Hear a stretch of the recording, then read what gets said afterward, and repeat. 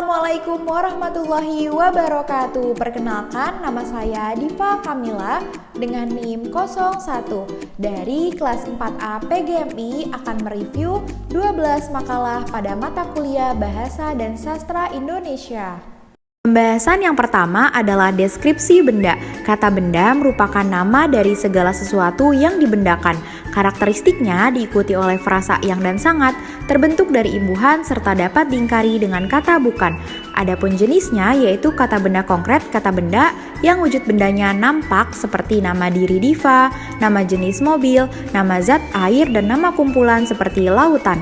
Adapun kata benda abstrak adalah kata benda yang wujud bendanya nampak seperti tendangan bola itu sangat kencang. Pembahasan yang kedua adalah identifikasi diri. Nama diri merupakan penanda atau identitas bagi seseorang, tempat, dan juga benda. Karakteristik nama diri dan keluarga yaitu nama diri dan toponomi, nama generik terletak di awal, dan nama spesifik terletak di akhir. Dalam identifikasi diri juga dapat menuliskan nama keluarga dengan gelar kekerabatan seperti ayahku bernama Samsul.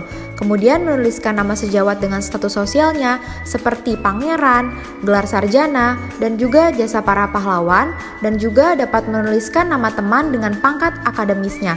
Salah satunya seperti nama pahlawan Abdul Haris Nasution dengan singkatan nama menjadi AH Nasution. Pembahasan yang ketiga adalah kalimat sapaan. Kalimat sapaan merupakan kata-kata yang digunakan untuk menyapa seseorang, baik tulisan maupun lisan.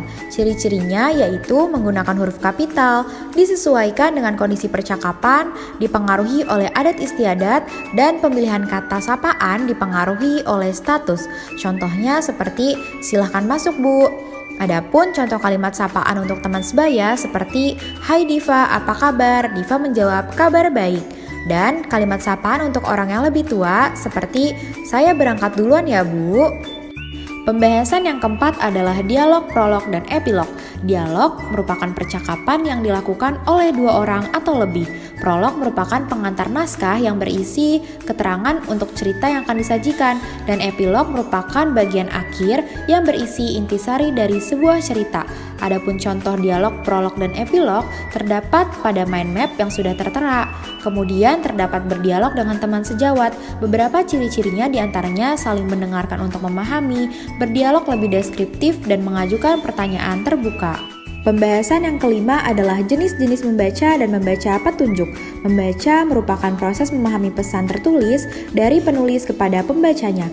Untuk menjadi pembaca yang baik, syarat-syaratnya mengetahui alasan dia membaca, memahami apa yang dibaca, menguasai kecepatan dalam membaca, dan mengenal media cetak.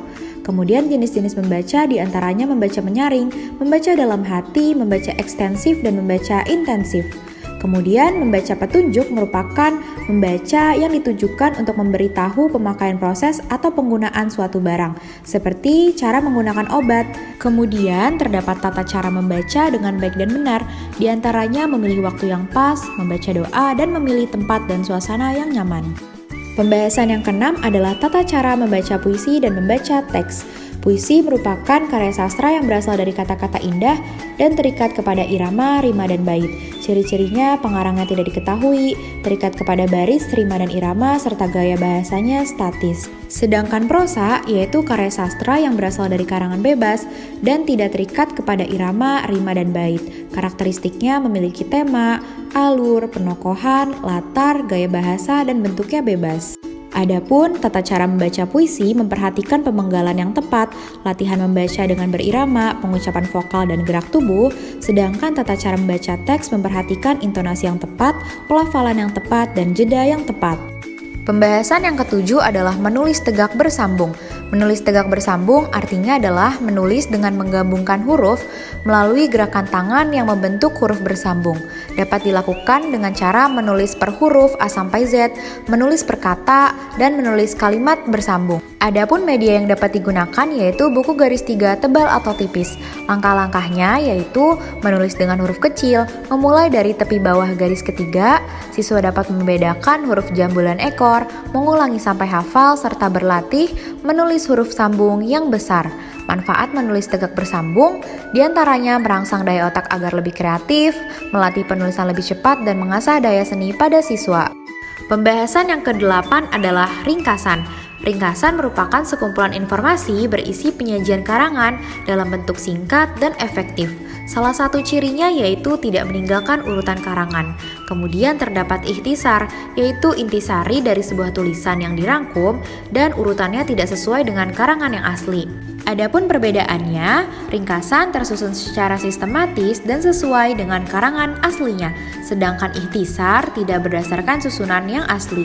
Adapun langkah-langkah dalam menyusun ringkasan, diantaranya membaca, menyeleksi, menulis, dan membandingkan. Adapun contoh ringkasan dapat dilihat pada mind map yang sudah tertera.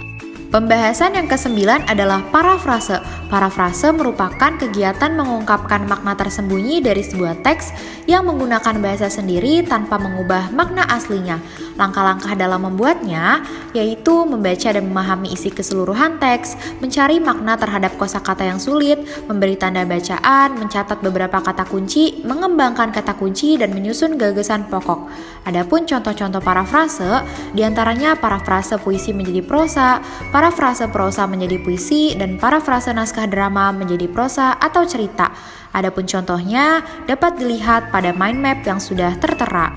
Pembahasan ke-10, surat resmi dan surat pribadi. Surat resmi merupakan surat yang dikeluarkan oleh lembaga resmi, diantaranya surat undangan dinas, surat kuasa, surat pengantar, dan surat perintah kerja. Karakteristiknya yaitu terdapat kepala surat, tanggal surat, identitas, tujuan, pembuka, isi, dan penutup. Adapun cara penulisannya yaitu menggunakan bahasa yang baku, menyesuaikan urutan bagian surat dinas, dan menulis surat resmi berdasarkan dengan formatnya. Adapun surat pribadi merupakan surat yang ditulis atas kepentingan pribadi. Karakteristiknya format surat bebas, tidak ada kepala surat, dan tidak ada nomor halaman. Adapun contoh penulisan surat pribadi, menulis tidak menggunakan kop surat, tidak menggunakan nama tempat, dan tidak menggunakan tembusan dalam surat. Pembahasan yang ke-11 adalah formulir dan kwitansi. Formulir merupakan selembar kertas yang dijadikan dokumen mengenai informasi apa saja yang dibutuhkan. Macam-macamnya yaitu formulir pendaftaran, formulir penilaian, dan formulir transfer.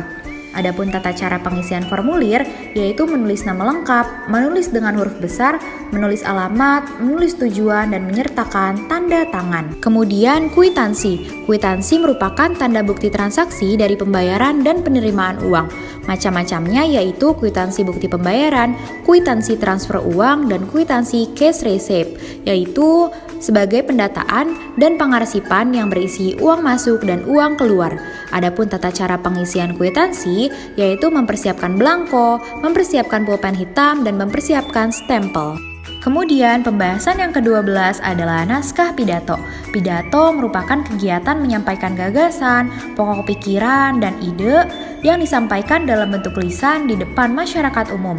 Tujuannya adalah memberikan informasi kepada pendengar atau informatif, mengajak kebaikan atau keagamaan, atau persuasif, menggambarkan suatu keadaan atau deskriptif, dan menghibur pendengar atau rekreasi.